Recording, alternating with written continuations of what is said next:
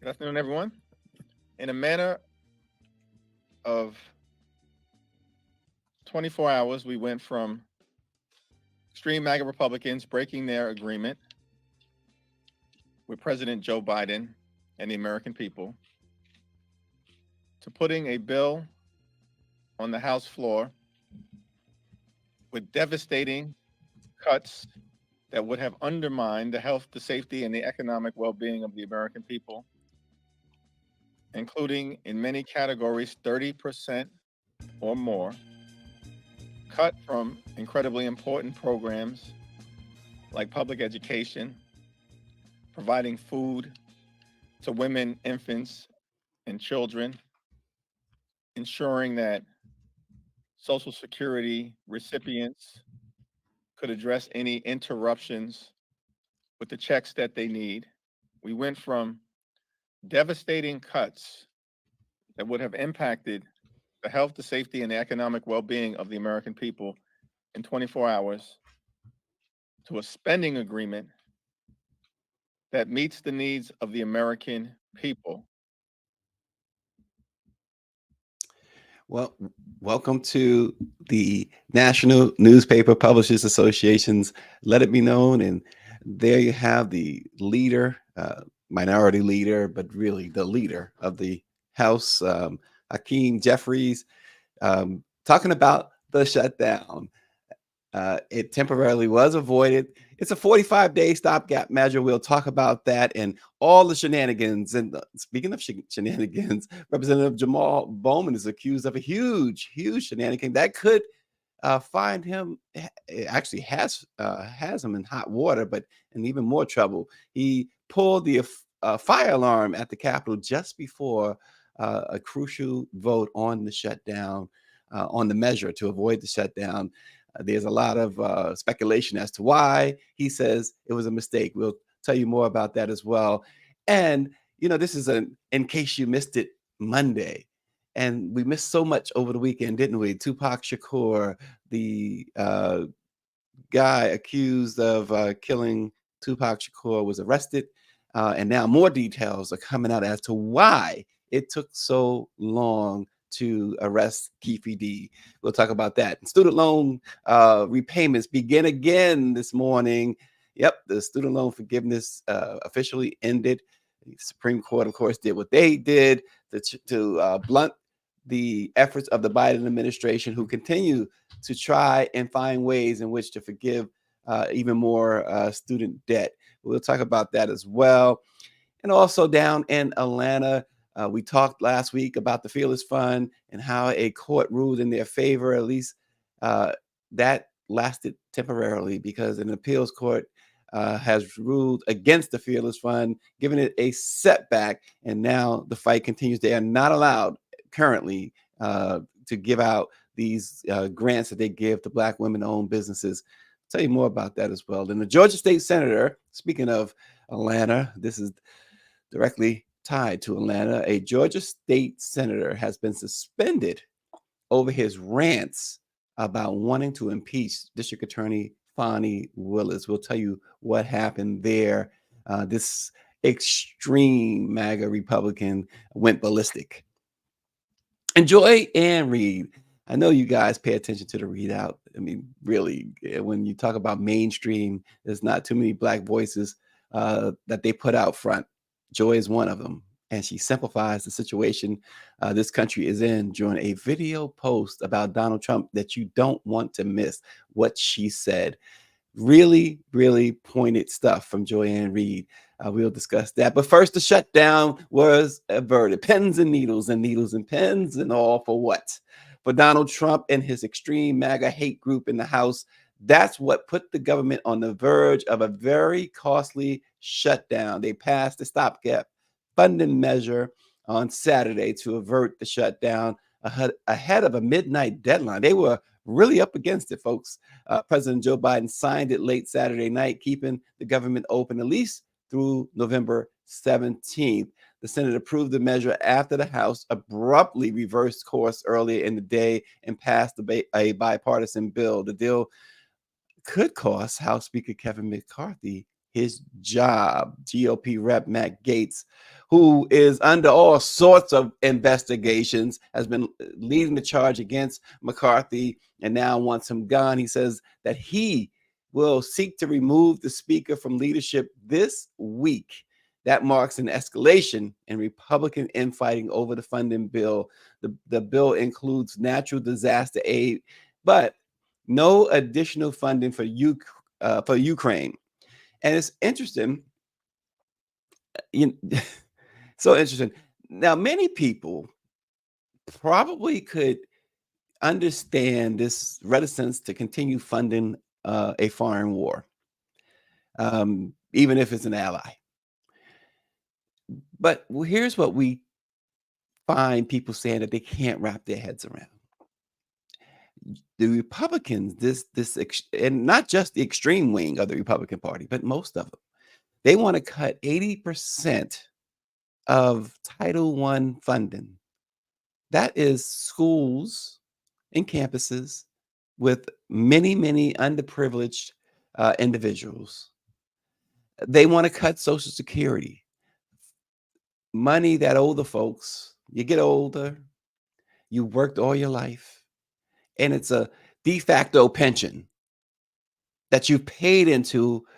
People work 20, 30, 40 years paying into it. They want to cut that, right? They want to cut Medicaid and Medicare as well. And they want to cut it completely out. So here's the thing. You think about it. They want to cut Title I funding. They want to eliminate they really want to eliminate the Department of Education. And so that's the young. Social Security, safety net, Medicaid, Medicare, that's the elderly. How heartless, how gutless, but how foolish are you? We'll talk about this later. Let Joy and Reid tell you how foolish are you. If this is what you are, whether you are supporting this party or that party, how foolish. How foolish is to go along with these people who could care less about young people, could care less about old people. They've never been young. They're not going to get old. Most of them are old. Heck, the Feinstein just died at 990 years old. They are old. The president, who is against those cuts, by the way, I will make sure to not lump the president in with that, but the president is almost 80 years old. The guy who's the front runner for the Republican nomination, Donald Trump, is almost 80 years old.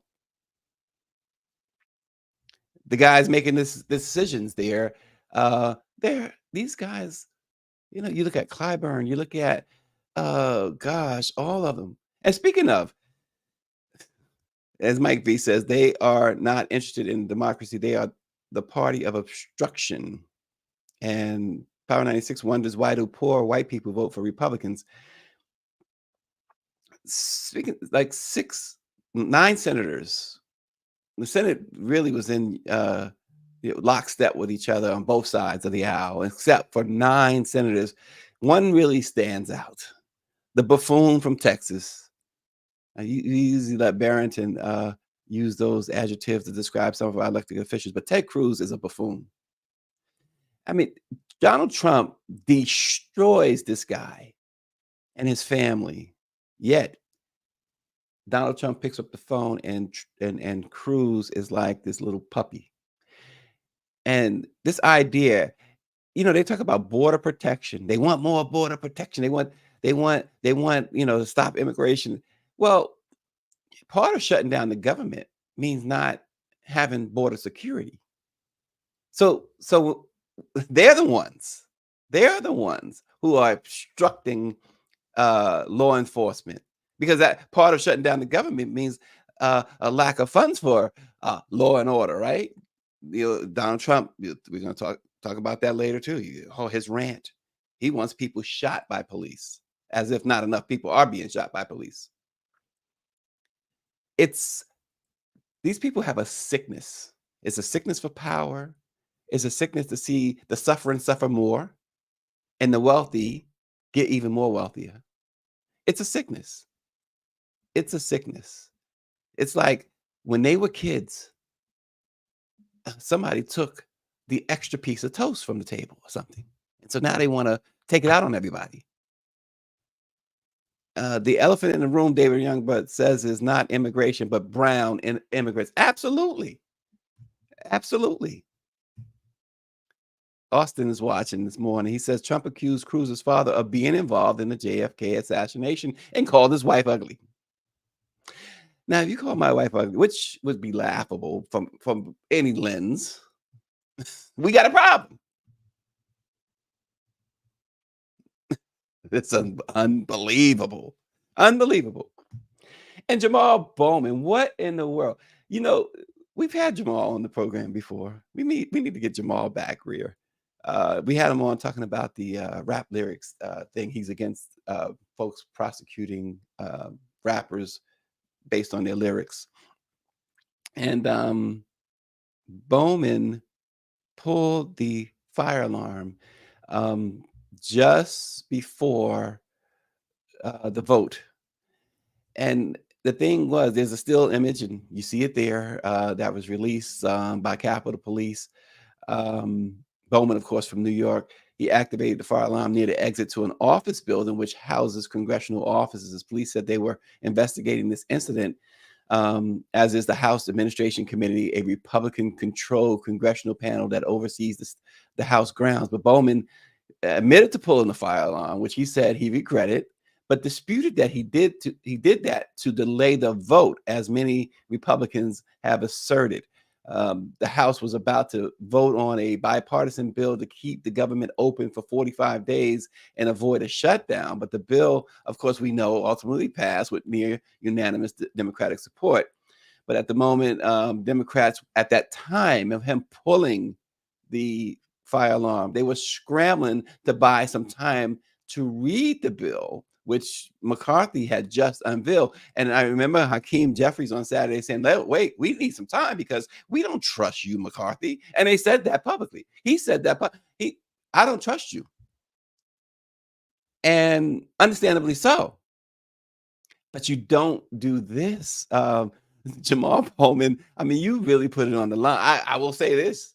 You put it on the line. If that's really why you pulled the alarm, if you said it was a mistake, and look, take the man's word for it, right?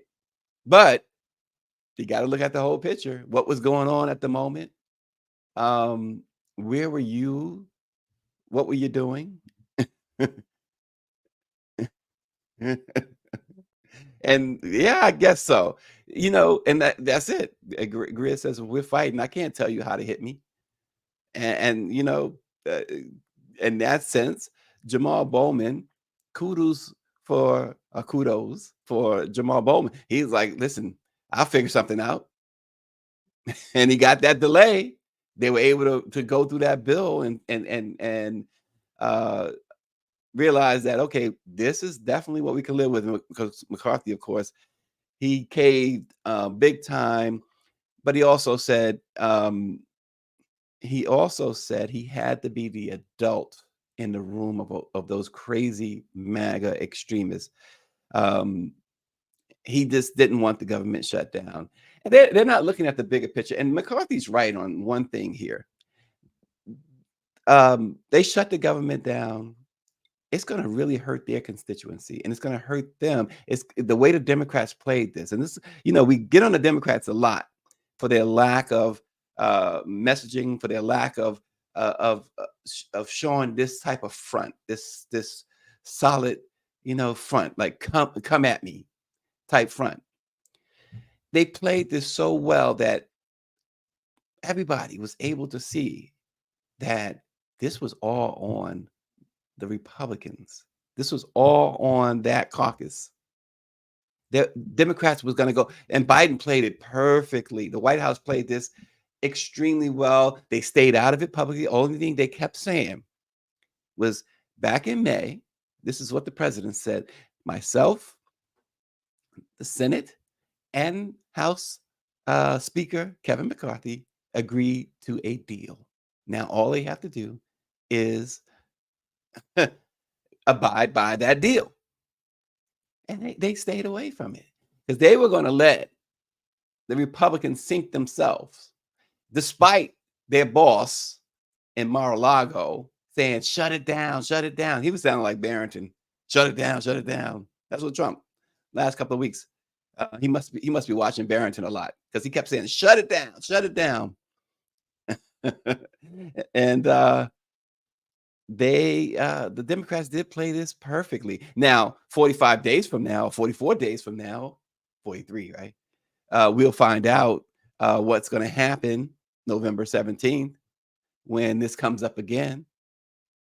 But I think they certainly have laid bare that, okay, we're that you guys are supposed to be the party of justice and the party of the border. Well, if you shut it down, they don't get paid. And also, think about this: what a shutdown does. It puts air traffic into chaos, right? One plane goes down and 200-300 people are dead. Well, what it does is it doesn't allow them to pay air traffic controllers, and they have a class. They're already short 3,000 plus air traffic controllers, which most people didn't realize. And they have a class that they're trying to graduate new controllers, and the ones that are working, there's a great percentage who are not fully certified, and they're trying to get them certified. So that goes away with a shutdown. It's chaos in the air now. It's bad enough you got, people on Spirit Airlines doing all types of crazy stuff. I never flying Spirit, unless Spirit, of course, you want to sponsor the show. Brought to you by Spirit Airlines. Mike V says maybe he had flashbacks of January 6th and pulled the fire alarm because he noticed there were insurrectionists in the facility. There's absolutely insurrectionists within the caucus, without question, and maybe on both sides. But certainly we know that there's a number of Republicans that was complicit with January 6th. We know that. David Youngblood says Democrats do not go for the jugular. Finally, the Democrats showed some spine and some unity. And Power 96 Jamal is the MVP. And Davis also says a lot of air traffic controllers are at retirement age. And so they need to graduate this new class that they've been trying to work on for most of the year now. But nonetheless, Jamal Bowman says he was embarrassed. He says, I am embarrassed to admit that I activated the fire alarm, mistakenly thinking it would open the door. I regret this and sincerely apologize for any confusion that it caused. It should never have to come to that anyway. But I can't disagree with what Grizz says. You're in a fight with somebody, you cannot pick pick where they're going to hit you. So again, in case you missed it moment, there's more to this Tupac Shakur situation. I'm going to start this way though. The media, mainstream media, especially the tabloid media, loves to get things rolling, started, whatever, right? I've been seeing, I don't know if you guys have seen this, is pictures of Tupac and Jada, with Jada talking about this or that, which only thing she did, at most she did was release a statement saying that she's glad, well, whatever. I don't even know if she did that. But this, and they got them hugged up. They got this. It's like trying to create drama. And of course, social media just goes all in. Oh, yeah, that's her true love. And Will never had a chance. But last we checked, her and Will are still married. And they have been married forever. Her and Tupac were, yes, indeed, were close. We know that from Baltimore. Doesn't mean that her and Tupac, when he was alive, they wasn't together. When look, come on, cut it out. Police. Here's the latest though. And I'm not a Jada Pinkett defender, and I'm not a Will Smith defender. I just know Will has a lot of talent. I will always say that. But police likely waited years before arresting Keefe D, so he would provide a compilation of confessions, according to a retired detective who once investigated the murder. On Friday, Las Vegas police arrested and charged Dwayne Keefe D. Davis, who 5 years ago revealed in a documentary interview that he was riding in a white Cadillac where a backseat shooter opened fire at Tupac's BMW in Las Vegas in 1996. Keefe D and others in the Cadillac were reportedly members of the notorious Los Angeles street gang, the Southside Compton Crips, while Tupac was affiliated with the Bloods, a rival LA gang, according to this retired police department homicide detective. His name is Greg Kading.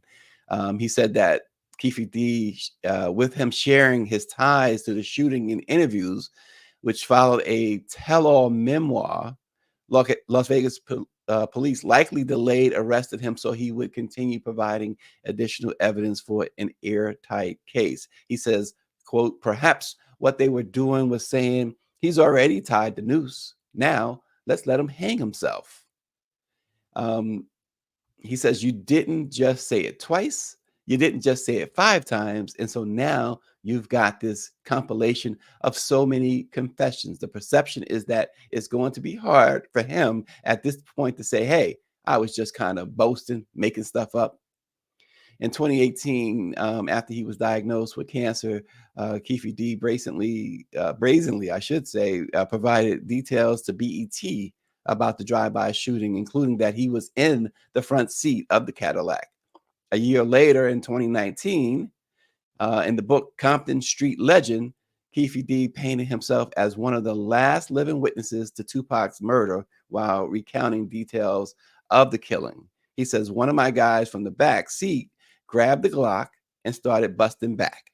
As the rounds continued flying, I ducked down so that I wouldn't get hit. He also claimed that in the book that his nephew, Orlando Anderson, also a member of the Crips, fatally shot Tupac. Anderson died in 1998, 2 years after Tupac's murder, but he had denied any involvement in Tupac's murder and he was never charged. It's just so interesting. If what this detective is saying is true, because you get it, you get it a little bit, you get it a little bit, but not necessarily, because if the evidence is there, because you got, even though he said all these things on television, because this detective is right on one point. He could just, you can't just bring him in on. I mean, you could bring him in and question him on that, on what he said publicly. But if there's no evidence to support it, remember they raided his home and properties, his cars and stuff earlier this year, and so one would think that when they presented this evidence to a grand jury, if they did present it to a grand jury or prosecutors poured over the evidence, they had to have found something resembling a smoking gun or something that was strong circumstantial evidence. So, but it's interesting that they wait all these years. Earlier this year, the person that they believe responsible for the killing of Jam Master Jay was finally arrested. So maybe they're on to who killed Biggie. But the fact is that they waited all these years. Is it that they just didn't have the evidence and they only started looking at Keefe D a couple of years ago when he did the BET documentary or the book? That is not clear at the moment. But for the victims' families, like Tupac, like Jam Master Jay, like Biggie, they deserve answers to those type of questions. They deserve justice. You can't just say, "Oh well, it's they were stars and nobody's paying attention to that." They are paying attention. They got families who, outside of the stardom, outside of the fame, they weren't fans. They were loved ones. They loved them. Well, we will see what happens in this case with Keefe D as time moves on. We will see what happens in the case of the man earlier this year charged with Jam Master Jay's death. And maybe, again, as we said earlier, we'll see what happens if they will ever solve Biggie's murder.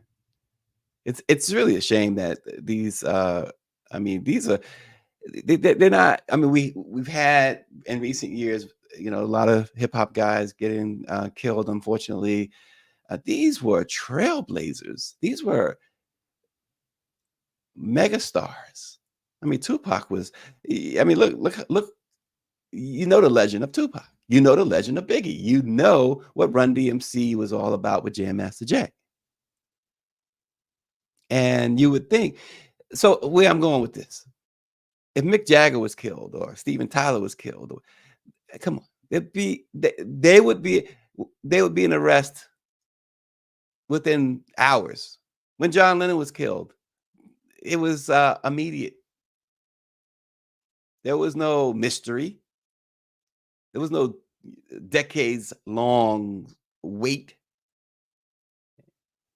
20 something years later. Nonetheless, David Youngblood says anyone in the car where a gun goes off killing someone is going to be questioned and possibly charged. Power 96 says, I don't understand why dumb criminals give interviews. Yeah, it's like they feel like they've gotten away with something, and now it's like rubbing it in even more. They get to dig even more by making these comments. It's like the guy, earlier this year, the Family Feud murderer. He answers a question on Family Feud, which really turned detectives toward him. They asked the question, which happened to have been the top two answers, one among the top two answers. What is one thing you regret about your wedding day? And he said, I do, which is a horrible thing to say. Yet it made the top two on the Family Feud board. But that comment led detectives. He had broken in his wife's house and killed her later. And that led them on his trail before they were able to find some evidence to put him away. So, yeah, people will say dumb things on national television.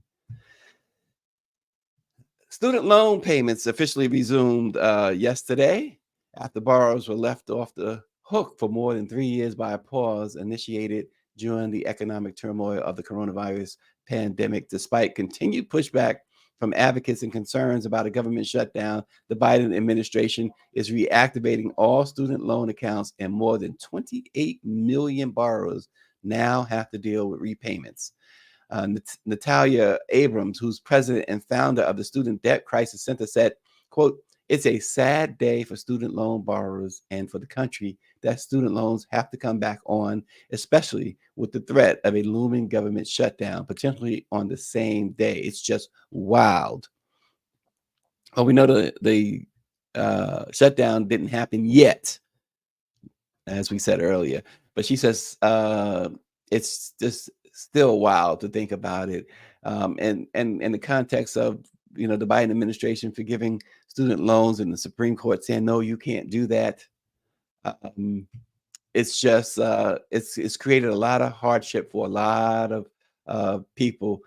And look, all this debt, people now here again, you have half of Congress saying, yeah, you know what, they need to pay their debt, and the other half saying, no, they need a fresh start. Simple way to jumpstart the economy. These students, aside from the fact that schools, it shouldn't cost you anything to go to school, but I guess that's a whole nother argument. But these students are they are an integral part of, and they're an integral part of the economy, but they're not just students. These are former students, right? Because you leave school, you got all the student debt. These are lawyers, these are doctors, these are construction workers, these are whatever. They're all big parts of the economy. Erase that debt. It's coming right back into the economy. It's going to boost the economy in a major way. They had no problem forgiving the banks, forgiving the auto industry years ago. And as we said last week on the program, those folks, they came to the White House, to Obama's White House, hat in hand, but on private jets and in limousines. These students are trying to pay their mortgage. These those who have student loan debt, they're trying to pay their rent. They're trying to pay their car note.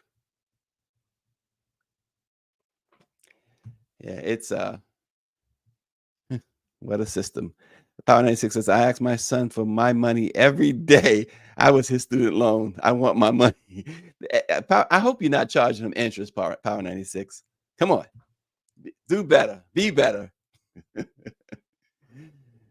A panel of federal appellate judges on Saturday temporarily blocked an Atlanta-based venture fund from awarding $20,000 grants to Black female entrepreneurs, writing that the program was, quote, racially exclusionary and substantially likely to violate a federal law prohibiting racial discrimination in contracting. The temporary injunction issued by a panel on the U.S. Court of Appeals for the 11th Circuit prevents the private Fearless Fund from closing its application window. They were sued this summer by Edward Blum, a conservative who leads this group that alleges that its program discriminated on the basis of race by exclusively handing out grants to Black female business owners. That decision on Saturday reversed the ruling last week by U.S. District Judge Thomas Thrash, who denied a request by the plaintiff, Blum, of the American Alliance for Equal Rights to halt the grant awards. Now, Blum, of course, is the one who filed the lawsuit that eventually made it to the Supreme Court, that saw the Supreme Court strike down affirmative action. This is all part of an overall plot, folks. The Alliance, of course, filed that suit. It's just so ridiculous. Okay, so we can talk about this forever. We all know Black owned businesses, small businesses, particularly Black female owned businesses, they don't, it's not in any way, shape, or form a level playing field. They don't get the grants, they don't get the breaks and the funding that others do. And so along comes this Fearless Fund, and you got this guy saying, oh, you can't do that. You can't just give to all Black. I can give whoever I want to give, right? If that's the case, okay, let's do it across the board, right? All the money, the federal government spends what, a couple of trillion?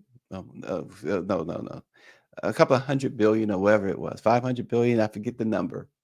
Huge amount of money on advertising, on contracting. And if you take a deep dive, the overwhelming majority, and I dare say at least 85%, are white. Are white. They use white vendors, white-owned vendors, I should say. So Edward Blum, why not sue the federal government and make them give to Black and minority media, Black and minority organizations? Because that fits right in what he's saying about the Fearless Fund. So, you can't have it both ways, because Edward Blum, I'm sure, doesn't want Black media, Black businesses funded at all. And Power 96 says, we are the Black conservatives on this issue. Yeah, either quiet or against. You heard Tim Scott say that welfare, the advent of welfare, it was worse than slavery. I mean, yeah, that's where they are, Power 96. They're there with Uncle Tim Scott. The Fearless Fund has served a great purpose. And here's Mike V giving me the breakdown. Black folks getting 0.05% of 500 billion in venture capital funding isn't enough. They don't want you to have nothing. And by the way, Power 96 says he charges his son 60% interest. He is a loan shark, a gangster. Those are loan shark and gangster rates, Power 96. Wow. How many points? Oh boy. Also enjoy. It's a shame that this is happening. They'll continue to fight. They have some high-powered attorneys in their corner, including Ben Crump. So they'll continue to fight, and hopefully they prevail at the end of the day. But this needs to be lifted up regularly, folks. You probably don't hear a whole lot about it, and mainstream media probably won't. But this definitely needs to be lifted up, and this is why we are doing it, because it needs to be lifted up. And so there you have it.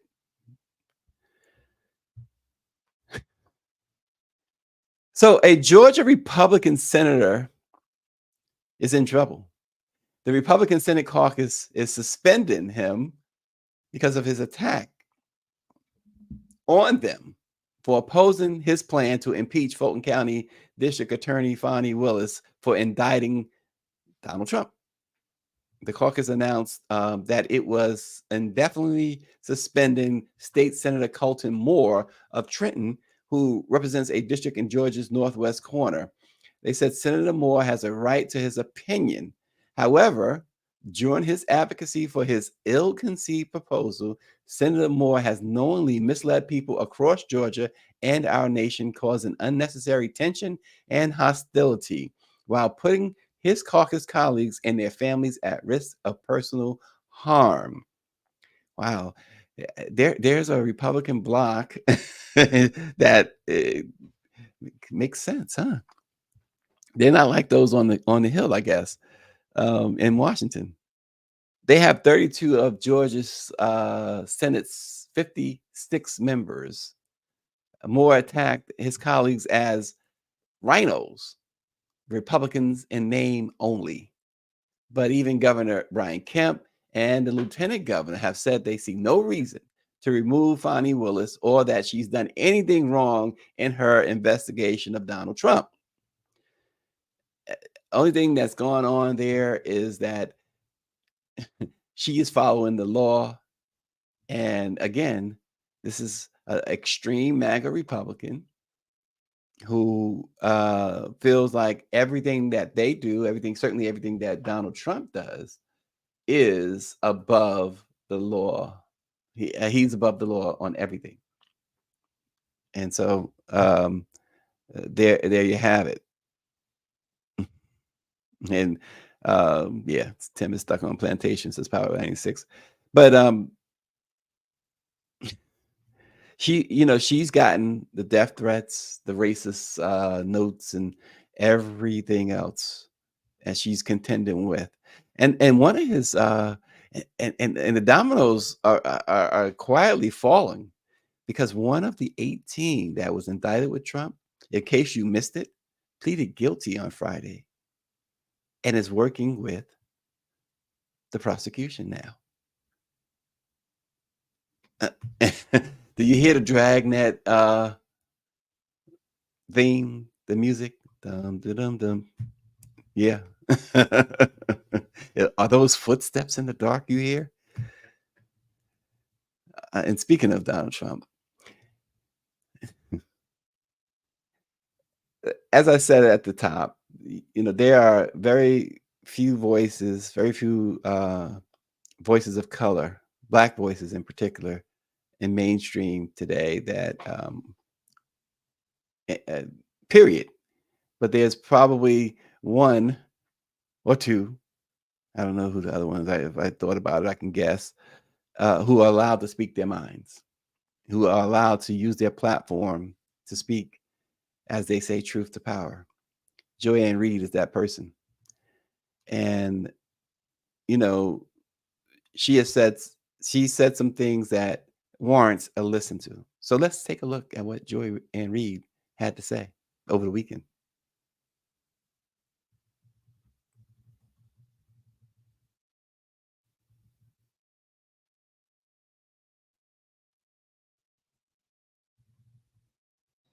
The front runner for the Republican nomination, the former America, we have a serious problem. The front runner for the Republican nomination, the former president of the United States, was in California today giving a speech that was equal parts nuts. All the currently dry canals will be brimming and used to irrigate everything, including your own homes and bathrooms and everything. You're going to be happy, and I'm going to get it done fast. They say that there's so much water up north that I want to have the overflow areas go into your forests and dampen your forests, because if you dampen your forests, you're not going to have these forest fires that are burning at levels that nobody's ever seen before. We have all those canals. They're dry as a bone. So now in Los Angeles, when you have a new home, you have faucets, washing machines, dishwashers, all of the things, but very little water is allowed to come out. Like, as an example, I stayed in one of those houses and they had a shower head. And I want to really work hard on my hair, and I don't want to touch it. And I turn on the water. I thought the pipes were broken. They said, no. They call it a restrictor. They have restrictors in the thing, so no water comes out. This is him indulging this long-time obsession he's had with things like water pressure and like mopping the forest floor. This is crazy talk. So it's equal parts Looney Tunes talk. Oh, and her parents are so proud. 19 years. She's almost here. Oh, couldn't do it. Then this guy who recently transitioned. And Nazi talk. Sure, I will direct a completely overhauled DOJ to investigate every radical DA and AG in America for their illegal, racist, and reverse enforcement of the law. And we will start with the Marxist monsters unleashing mayhem on Los Angeles and San Francisco. When the police are allowed to do their job, and that means, in some cases, shoot them, this will stop immediately. Our police are amazing. And when they're there, they'll knock the hell out of you and kill you in some cases. And we will immediately stop all of the pillaging and theft. Very simply, if you rob a store, you can fully expect to be shot as you are leaving that store. Shot.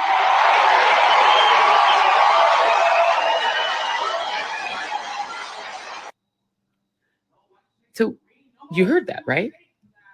This man is obsessed with people getting shot. He's obsessed with violence, military violence, police violence. He's like titillated by violence and he can't stop talking about it. And he is going to be the Republican nominee for president again. And he's vowing to throw DAs in jail, throw politicians in prison. I'm sure the whole Biden family would be thrown in prison because he just doesn't like them. If you're the Obamas, you might want to think about what'll happen to you, because he's also negatively obsessed with Barack Obama. He wants to shut down media organizations that don't praise him. This is straight up fascism. It's not even like subtle fascism. It's open Nazi talk. At some point, doesn't the mainstream media have to address the fact that this man speaks like something between a madman and a straight up authoritarian fascist along the 1930s lines? Where does this end? And you heard him talk about reverse racist. He's speaking to white people. Are y'all listening to this? Are you hearing this? Do you see the amount of trouble we're in as a country?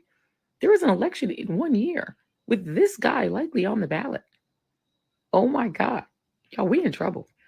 We're in trouble.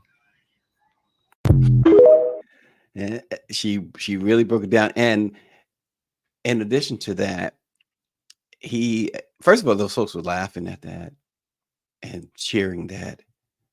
But in addition to that, over the weekend, he also, in a speech, made fun of Paul Pelosi, the husband of Representative Nancy Pelosi, who was nearly killed by a Trump supporter who broke into his home and bashed his skull in with a hammer.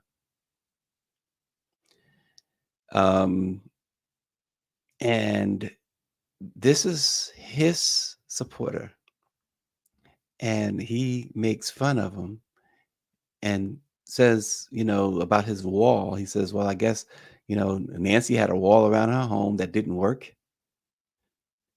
And this is stuff that when you're in elementary school, maybe, early elementary school, second grade, third grade, maybe first grade, that you find something really crazy to hurl at somebody who you don't like or you're having a problem with. It's not that you don't like them, because when you're that young, but you have a problem with that day. Oh, I hope you get hit by a truck and die. You 6 years old, you don't know no better. This guy, this is. I remember going to see him when he was president. I'd go down to South Carolina to cover an event with him in the auditorium there, and one of the colleges, Bennett College or something like that. And he, I was sitting left front, and he walks over, and he's, he does his little Trump dance or whatever you want to call that. And there is this section in the middle, filled like 5 rows back. It was black preachers for Donald Trump. And it was a sight to see these guys, and these were pretty young guys too. These preachers were pretty young and black, and just to see that, and then to hear his rhetoric. I would love to go talk to each of those guys now. I wonder if there's been a change at all in that. It's just so amazing that, as Joy broke it down, this is so amazing that this is who will why would somebody like this be eligible to run for the highest office in the land, for any office really, to make statements like, he's called essentially for the assassination of a U.S. General, military general. You remember he did the same to his own vice president during January 6th. Why would he be eligible? Why would why would anybody like that be eligible? It's something, because you and I are held to different standards, right? And my belief is that law enforcement, politicians, presidents should be held to a much higher standard than the everyday Joe. And this guy says these things. Stealing from a store, someone stealing from a store can expect to be shot by police. Now, we certainly are against criminal activity. But it sounds like a skit. I remember Robin Harris, the great Robin Harris, years ago, obviously prior to his death, did a great stand-up, and he said, he could put an end to crime by making everything the death penalty. Everything death. He said, you run the stop sign, death. He said, you steal from the store, death. He said, you'll have guys in there talking about, I won't do it no more. He said, I know you won't do it no more. Yeah, right? It's a joke. But this is not a joke to Donald Trump. He is going to institute martial law. And if he gets in, he's never leaving until death. That's what he tried to do with the insurrection and did not succeed. Obviously, Biden's in office, but make no mistake, if he gets in, you might as well play that. His theme song will be "Ain't No Stopping Us Now," because there won't be any stopping him. So that's where that's at. He's obsessed, as Joy said, with violence, military violence, police violence. He can't stop talking about it. And he's vowing to throw district attorneys in jail, politicians in prison. And as she said, the whole Biden family will be gone and they'll be in Guantanamo Bay. And imagine, as she said, with his obsession of Barack Obama. And that obsession started long before Trump was president. It started when Barack became president, when Trump wasn't even in the political sphere. And it just grew, it festered and festered and festered. And now everything about him, like people say you live in rent-free, Obama lives totally rent-free in Donald Trump's head. And Trump absolutely hates it. And that hate, again, it's festered so bad and so much. This twice impeached, 4 times indicted, twice civil jury said he was guilty of sexual assault, calling for the assassination of people, telling them to shut down the government, ending critical services, ending aid to poor kids and poor seniors. This guy is the leading contender for president. That old adage says you get what you pay for. Well, there you have it. We will leave it at that, folks. We appreciate you all joining us this morning on this Monday, the first Monday and the second day of October. September is gone. We hardly knew you. David Youngler says Trump wishes he was as smart and cool and likable as Obama. And thank you all for watching, David and Power 96. Everybody, we love you. See you tomorrow.